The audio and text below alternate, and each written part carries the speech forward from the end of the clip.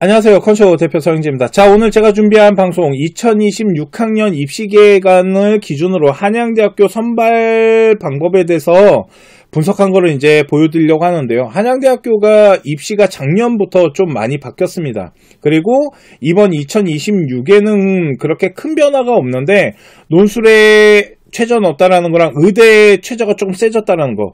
의대는요, 이번 시즌은 아마 인원 증원이 힘들 거예요. 그렇기 때문에 2024 기준으로 일단 데이터를 다시 분석을 해서 대학 라인을 짜야 되는 부분이 있다라고 보시면 될 것 같고요. 그거 외에는 변동사항이 없는데 지금 한양대학교가 아이들을 선발하는 데 있어서 논술이나 기획균 등 이런 거 다 빼고 전형을 크게 3가지 정도를 봐야 되는데 그 3가지가 아이들을 선발하는 기준이 조금씩 틀려요. 그래서 그 부분에 대해서 지금부터 하나하나 보도록 하겠습니다. 시작해 볼게요. 고고!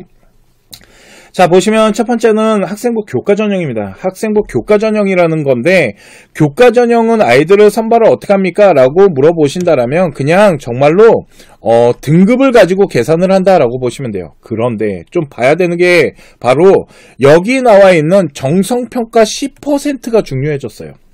교과 같은 경우는 학생들의 등급을 가지고 그 학교가 계산하는 환산 점수라는 걸 먼저 구해요.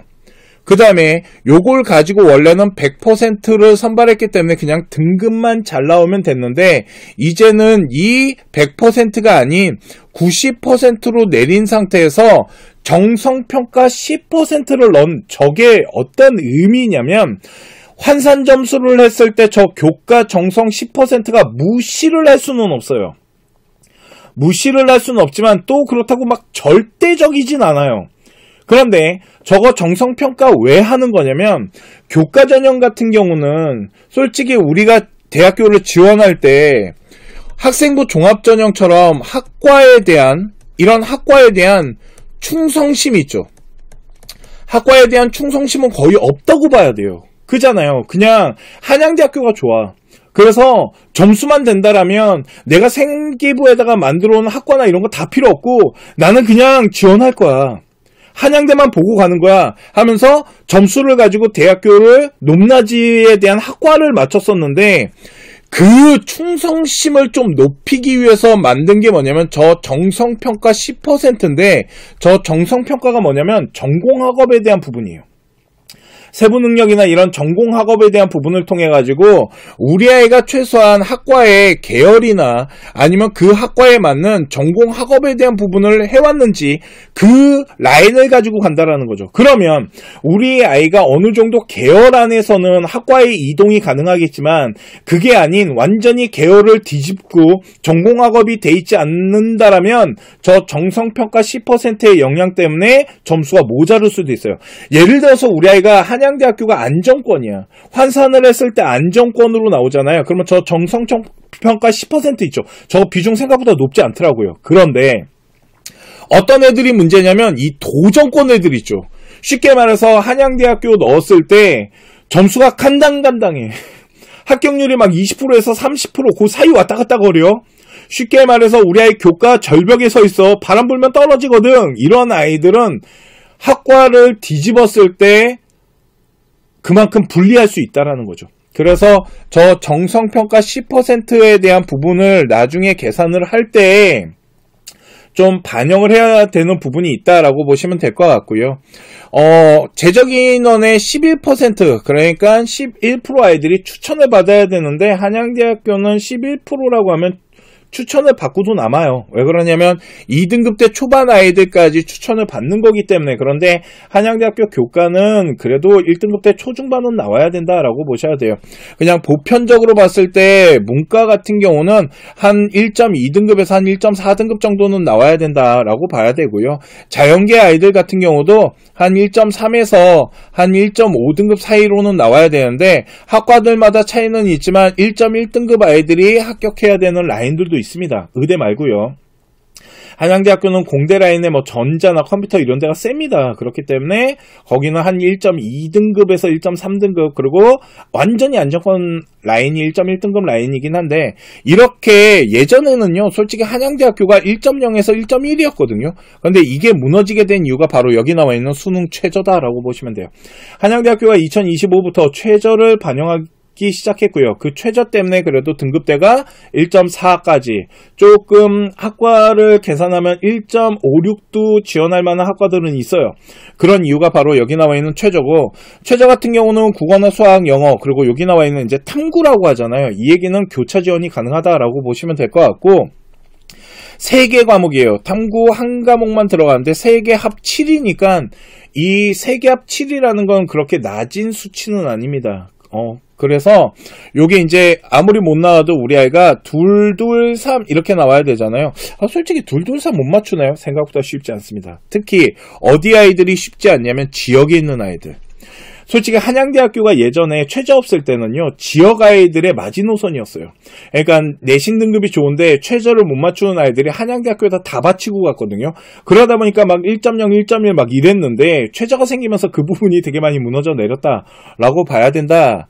그래서 교과 전형 같은 경우는 저 정성평가 10%에 대한 부분, 그래서 학과에 대한 부분을 계열의 이동은 모르겠지만 계열을 무너뜨리면서 이동할 때 우리 아이가 도전권이다, 이건 한번 생각해 봐야 된다라고 보시면 될 것 같습니다. 이게 한양대학교 교과 전형에 대한 지원 라인이다라고 보시면 될 것 같고요. 두 번째 보셔야 되는 거는 학생부 종합전형 추천형입니다.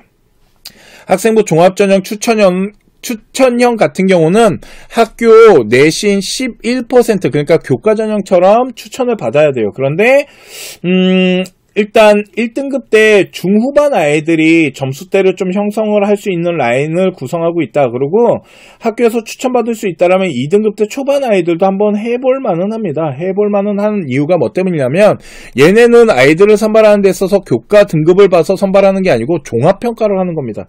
쉽게 말해서 생활기록부 전체를 다 분석하면서 계산을 하게 된다. 그리고 그 분석 방법은 좀 이따 뒤에서 보여드리도록 할게요. 그런데 학생부 종합전형이 한양대학교가 2개 라인이 있어요. 2개 라인이 있고, 솔직히 이 종합 라인을 봤을 때 뭘 좀 보셔야 되냐면 학과를 좀 보셔야 됩니다. 왜 그러냐면 생각보다 학과를 많이 선발하지 않아요. 그리고 여기에는 뭐가 깔려있냐면 수능 최저 라인이 깔려있다라고 보시면 되고, 최저 라인 같은 경우는 3개 합 7, 그리고 의예과 같은 경우는 3개 합 4, 3개 합 4, 그잖아요. 의대 가려면 이 정도는 나와야지. 그리고 3개 합 7이기 때문에 교과 전형과 동일하게 선발을 하는데, 솔직히 학생부 종합전형 추천형 같은 경우는 그렇게 학과 라인이 많이 깔려 있지 않기 때문에 어떤 학과들이 선발하는지 그 부분들 먼저 체크를 하셔야 된다라고 보시면 될 것 같고요. 진짜 한양대학교가 이제 아이들을 정말 많이 선발하는 전형은 바로 서류형입니다. 서류형 같은 경우는 일단 뭐가 없냐면 수능 최저가 없어요. 그냥 진짜 서류 100%입니다.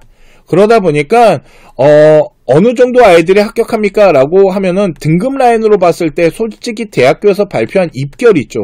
솔직히 대학교 입결은 보실 필요가 없어요. 왜 그러냐면 한양대학교 저거 학생부 종합전형 서류형이 있잖아요. 생각보다 특목 아이들 많이 들어갑니다. 한양대학교는 특목 사랑하거든요. 알러브 특목이기 때문에. 그래서 특목 데이터가 포함되어 있다 보니까 생각보다 등급대가 좀 뒤로 빠지는 경향처럼 보이지만 그거는 일반고 아이들의 기준은 아니다라고 보시면 되고요. 일반고 같은 경우는 학과들마다 차이는 있지만 어느 정도면은 지원이 가능합니까? 라고 하면 저는 1등급 때 중반부터 후반 요 라인이면 한번 해볼 만합니다. 1등급 때 초중반 라인에 있으면 점수가 좀 남을 수 있다라고 얘기를 하고요. 대신 서류에 대한 부분이 좀 잘 돼 있어야 돼요. 한양대학교는 지금까지 제가 아이들을 대학교를 보내면서 느끼는 거지만 서류에 대한 비중이 좀 있는 학교다라는 생각이 있고, 어느 정도 서류에 대한 구색이 맞춰져 있어야 되고, 한양대학교는 좋아하는 서류가 정해져 있거든요.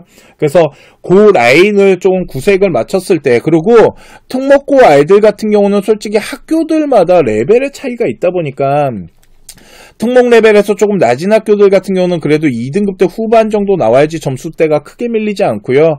좀 잘 나간다라는 전국 단위의 학교 같은 경우는 3등급 때 아이들도 충분히 지원이 가능하다. 4등급도 한번 해볼 만하다라는 학교다라고 보시면 될 것 같습니다. 그리고 솔직히 종합전형 서류형 같은 경우는 특목한테 유리합니다라고 말하는 이유 중에 하나가, 서류에 대한 부분을 솔직히 특목고 아이들이 일반고 아이들보다 서류를 좀 잘 만드는 건 사실이거든요. 그렇다고 특목고라고 서류 다 잘 만들어 오는 건 아닙니다. 이게 특목고가 생각보다 양극화되어 있는 서류가 많아요. 그 이유가 뭐 때문이냐면 솔직히 아이들과 소통 라인을 좀 많이 열고 가는 학교일수록 양극화가 돼요. 그 대표적인 학교가 뭐 김천고 이런 학교들이 있는데 생활기록부를 아이들 중심으로 소통을 하면서 만들다 보니까 정말로 그냥 순수하게 아이가 만드는 경우가 있어요. 그러면 솔직히 생활기록부 안에 부족함이 있다라면 그런 것들을 좀 채워야 되는데 그런 것들을 하지 않다 보니까 컨설팅 받은 아이와 컨설팅 받지 않은 아이의 생기부의 양극화 현상이 좀 심화되는 경우들이 있거든요. 그러니까 만일 좀 소통을 하는 학교예요. 우리 학교가 만일 좀 소통을 하는 학교다 그러면 웬만하면 그냥 컨설팅 받으시는 게 좋을 수도 있으세요. 자, 그러면 요 학생부 종합전형 추천형과 서류형 같은 경우는 이 서류를 평가하는 부분은 똑같아요. 네, 아까 말씀드렸잖아요. 한양대학교 같은 경우는 아이들의 서류를 평가하는 요 부분에서 좋아하는 색깔이 좀 있다고 그 부분에 대해서 지금부터 좀 설명을 해드리도록 하겠습니다. 자, 한양대학교 학생부 종합전형 평가에 대한 이 이제 가이드인데요. 가이드가 요거보다 이제 더 구체적으로 돼 있는 것도 있는데, 몇 가지만 좀 봐드릴게요. 이거 어떻게 보는 건지, 첫 번째 봐야 되는 거는 창의적 체험활동 라인, 뭐 동아리나 뭐 이런 부분들, 창제라고 하죠. 그 부분에서 이제 아이들을 선발하는 부분들에서 첫 번째 봐야 되는 건 여기 보시면 이제 비판적 사고력. 야, 이렇게 써놓으니까 분석하기가 힘든 거야, 일반인들이. 그잖아요. 두 번째, 창의적 사고력. 그죠? 그리고 세 번째, 자기주도 역량. 그리고 소통, 학업 역량. 이렇게 돼 있잖아요. 지금부터 이거를 조금 풀어서 설명해 드릴게요. 어떻게 생활기록부 안에 문장이 돼 있고 이렇게 구성을 했을 때 한양대학교로 가기가 좋다라는 건데요. 첫 번째, 이 비판적 사고력이라는 게 뭘 뜻하는 거냐면요. 솔직히 한양대학교는 전공적 합성에 대한 부분을 직접적으로 뚜렷하게 계산하진 않습니다. 그런데 한양대학교 같은 경우도요, 아무리 전공을 안 본다라고 하지만 제가 계산한 걸로는 계열 라인은 봐요. 계열 라인을 본다라는 건 최대한 단과대학교 라인, 공대면 공대인 거고요. 자연과학대학교면 자연과학대학교인 거예요. 이 두 개를 분리해서 봐야 된다라는 거죠.